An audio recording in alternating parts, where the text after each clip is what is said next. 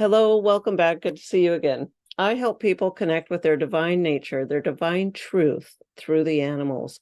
And I do this on safaris and on wildlife tours.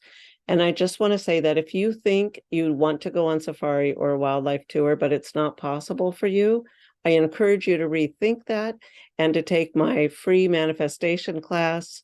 It's at bit.ly/free how to manifest, or find me at revkarencleveland.com. Today's question is when to go on safari. And there's not really one answer for this.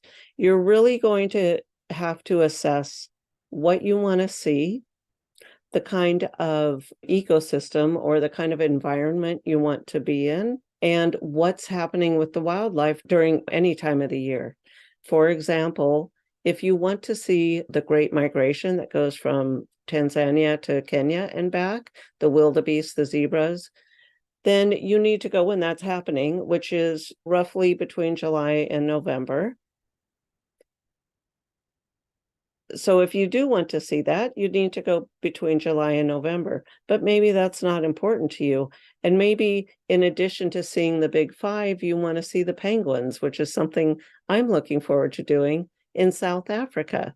So you need to start assessing what exactly you want to see and if there is an animal pattern during that. Now there's rainy seasons and there's dry seasons. So if you're in Kenya, for example, and it's a rainy season, you're going to see fewer animals because they don't have to come out from the bush. They got water everywhere, so they hide a lot more. You might want to decide which country you need to go to based on what animals you want to see or what kind of environment you want it to be in, because they all have different rainy seasons and dry seasons. So in Kenya, for example, it's rainier in what we consider the spring, so like March, April, May, which means you're going to see fewer animals because they don't have to come out and go to the water.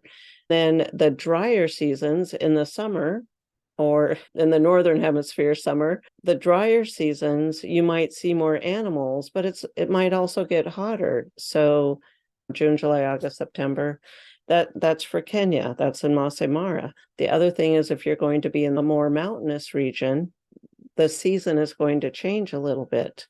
And the temperatures might be hotter in the early spring. Again, Western terminology.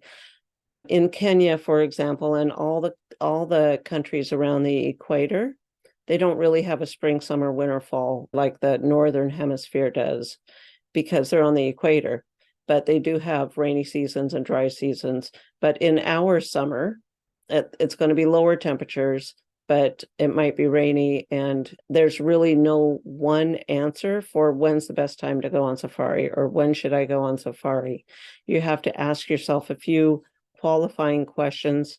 What do I want to see? How long do I want to be there? Do I want to explore anything else besides the normal big five animals? Penguins, gorillas, marine parks, so what else? Is there anything else you want to combine with it and start going from there? And then also airfares tend to be more expensive in the northern hemisphere summer months and around holidays, Christmas and such. You need to start narrowing it down a little bit before you can really decide what's a good month or what a good time period is for you to go. I wish I could tell you that there was just one answer. I wish I could say, October is the best month to go, but it's not necessarily true. It depends on what you want to see and depends on your specific desires. So please connect with me, revkarencleveland.com, send me an email, and have a great safari.